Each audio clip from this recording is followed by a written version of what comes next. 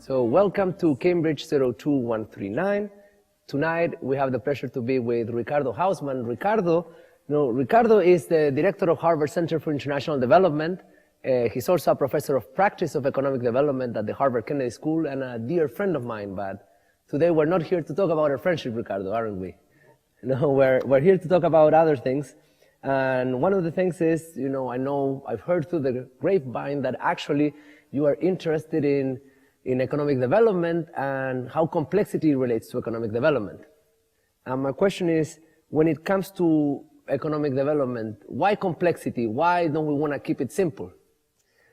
Well, the interesting thing is that economists have tended to look for an explanation of why some countries are rich and other countries are poor by looking at how much of a relatively simple and measurable stuff they have, like the amount of capital that they have, the amount of infrastructure they have, the number of years of schooling that a country has. And these things explain very poorly why is it that some places seem to be able to catch up to the level of income of rich countries and others don't. If you more intuitively, if you ask yourself, if you were asked to make any of the things that you use on a regular day, if you were to make toothpaste, if you were to wire your apartment, if you were to make a television set, if you were to make any of the things that you use on a daily basis, how many of those things would you know how to make? None. None. Yeah. Right? So, in some sense, our life depends on an incredible amount of knowledge that we all access through the products that we use, but that we don't have. And that imposes a very demanding structure for that information to be housed in many different kinds of activities, for me to be able to access it on a trivial, regular way. And if you think of a primitive society, a tribe, typically, the technology that it has is probably known by every single member of that society. Maybe the shaman knows how to, talk to the spirits, but how to make an arrow, how to make a bow, how to make a hut, how to fish, how to hunt. All boys know, and they learn it from their parents, their fathers, and girls know whatever it is that the division of labor in that community is. There's very little difference between the stock of knowledge that the whole village has and the stock of knowledge that every member of that village has. But in our societies, there is a spectacular difference. And the question is, how does a society organize itself so that each one of the members of that society can know just a little bit, but the society as a whole can really mobilize an enormous amount of information and knowledge. And I think that is the solution to that puzzle is what is really behind why some countries are so prosperous and rich and why others are so poor. So how can you understand then why there are some countries, that would have like this big division of labor, and other countries that, despite having large number of individuals, have not been able to modularize their knowledge in the way that you just described? What would be the difference between, like a country like Nigeria with 100 million individuals or so, and another country with a comparable population like Germany, but that, it's on development, let's say, in a different field? Well, I just came back from a trip to Israel last week, and I was talking to an archaeologist, and he was explaining to me that in nomadic tribes, actually, that would shepherd, would carry sheep along, or that they would have caravans of things. They actually developed after agriculture, after sedentary agriculture. They relied on the existence of agricultural communities for them to find this niche of moving around in that field. So the question is, how did these different forms of living, these different forms of livelihood, how did Germany, in your example, develop a form of livelihood for elbow surgeons so that you could specialize in the surgery of the elbow and pretty much forget everything else you learned in medical school? Well, that is deeply related to the fact that through other processes, there were a lot of people playing tennis. And because there were a lot of people playing tennis, it created a niche for others to specialize in elbow surgery to deal with tennis elbow. That division of labor does not come from reading books. You don't learn how to do elbow surgery by reading books, downloading a Wikipedia article on the topic. It is a whole process that lives in real life in a society that has to be able to connect to other processes that are happening in that society. And because this process is complicated, countries stumble in the process of getting there. So essentially what you have is Nigeria is a country that until very recently was essentially subsistence agriculture with very little complexity at the core. Each subsistence agricultural village was doing pretty much the same thing. And one day they discovered oil, and so they had that plus some capacity to bring things from abroad, and many people moving to a big city where they could get faster access to that money, but with very little in terms of diversification of the knowledge set that each one of them had.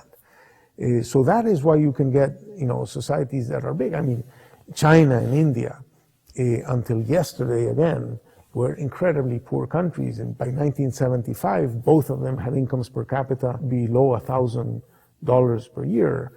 And very, very populous. Why? Because they all know how to create basic subsistence by planting rice or by planting wheat, by everybody doing pretty much very similar things and achieving very low complexity at the local level. So what I've been working on is how it is that this division of labor can increase in its complexity, and what are the stumbling blocks in that. And then I know that you have also used, in the past, analogies from the natural sciences to describe other type of phenomena, okay, in economics. And one of this is the idea of dark matter in economics. So what is economic dark matter? Well, that again is one of my defects is that I did my undergraduate degree in physics, so I got this physics metaphors and thinking on economic matters. But the puzzle was the following. Everybody was, and there still are, predicting that the U.S. is going to break apart because it's running these very large deficits in its economic relations with the rest of the world, and what we call the current account of the balance of payments. And the question is, how does it do it?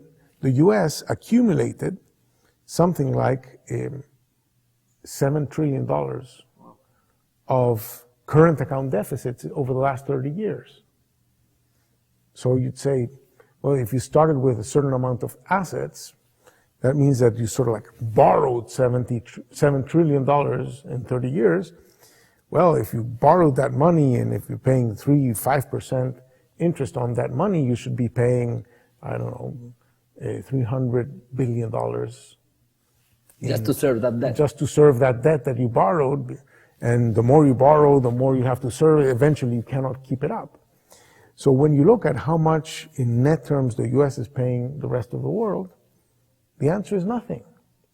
It borrowed $7 trillion and it's not paying anything for it whatsoever. How can this be?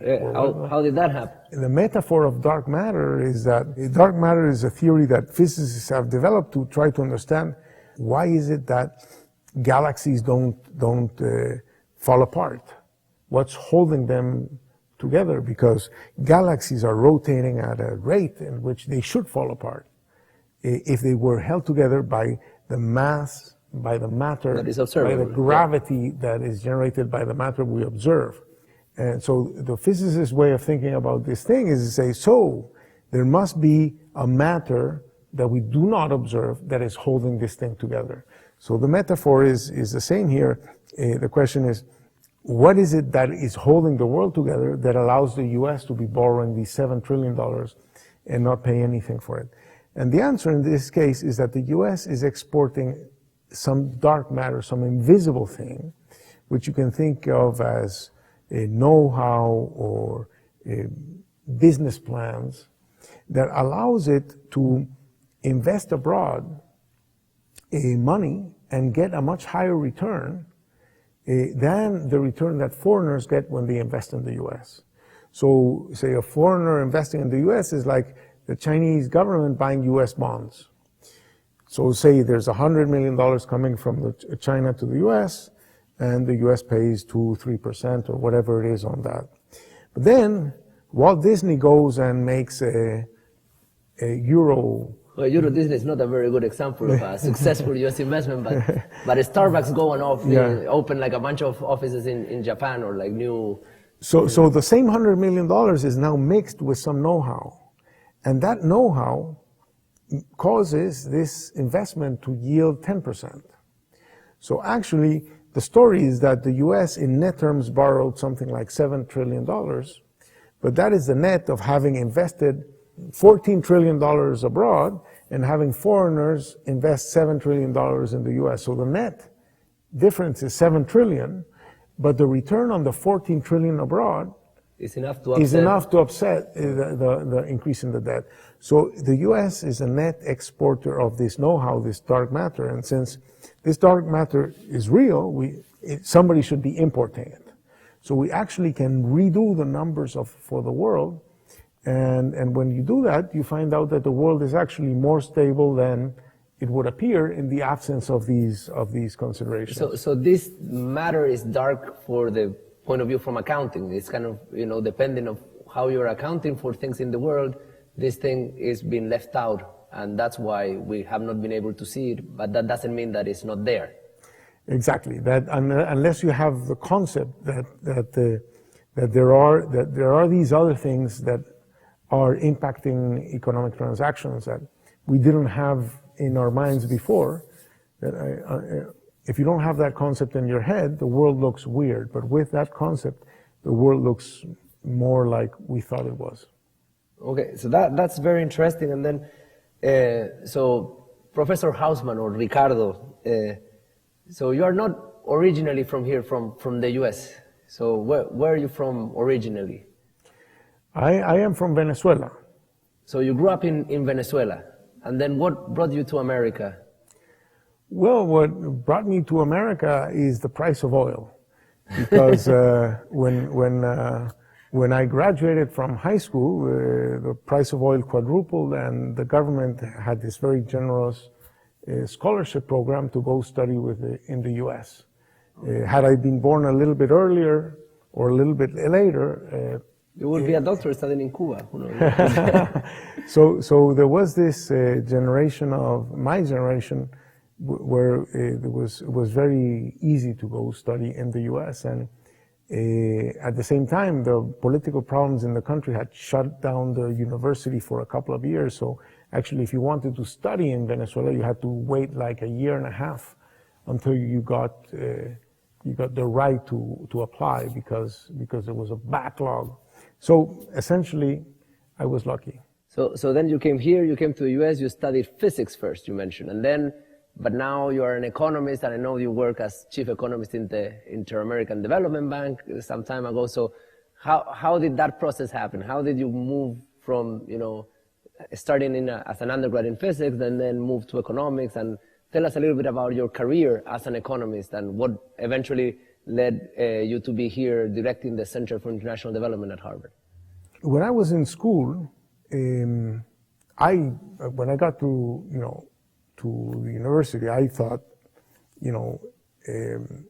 social sciences were for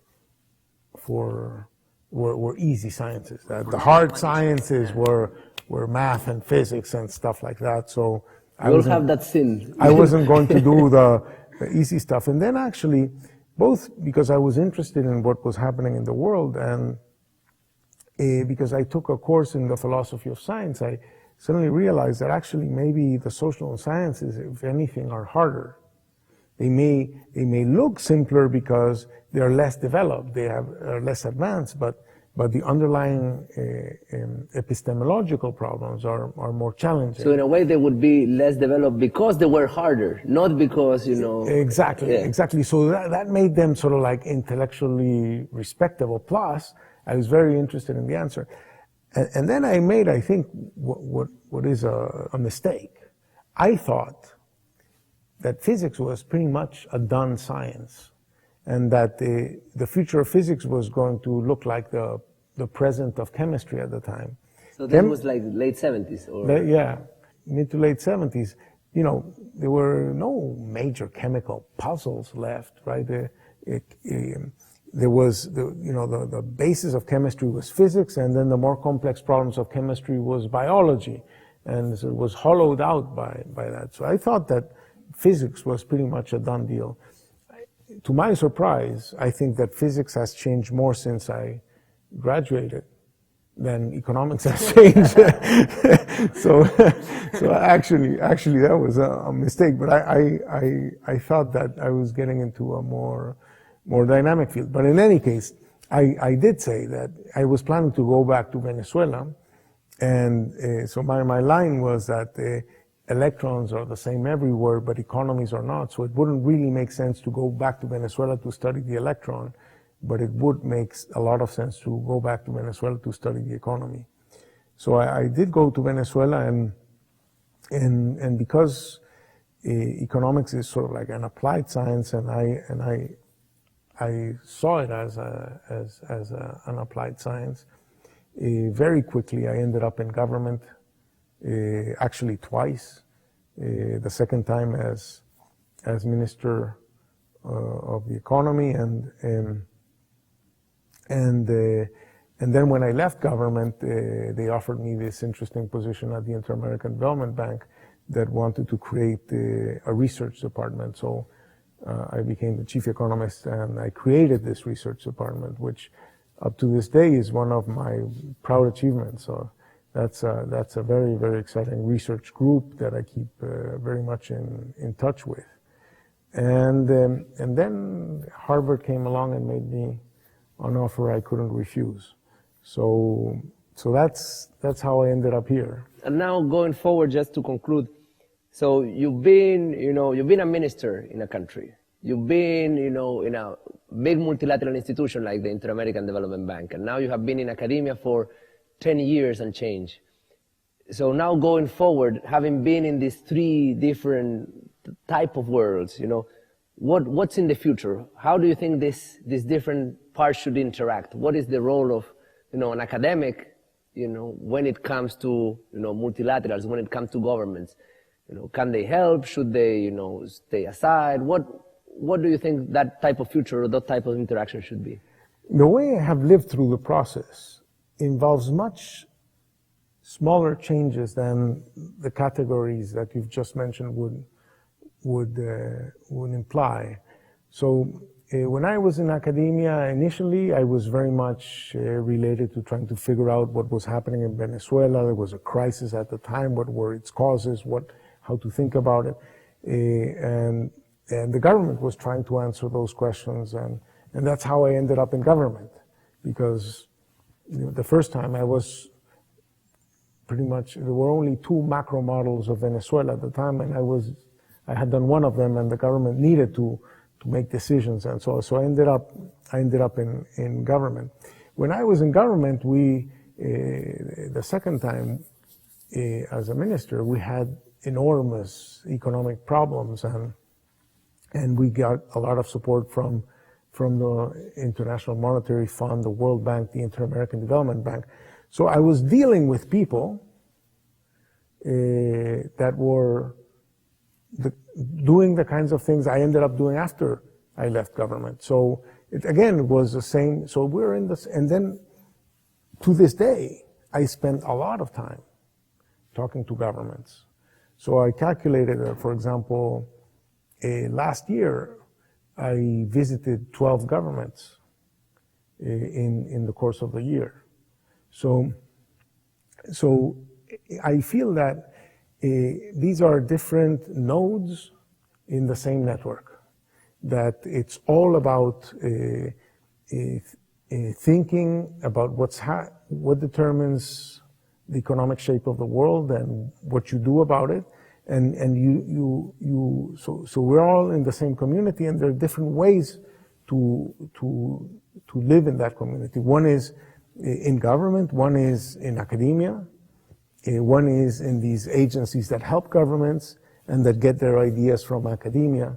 So I think we are all in a fairly tightly knit community of intellectual community. And I've just switched chairs in the same musical chair game, but it's not a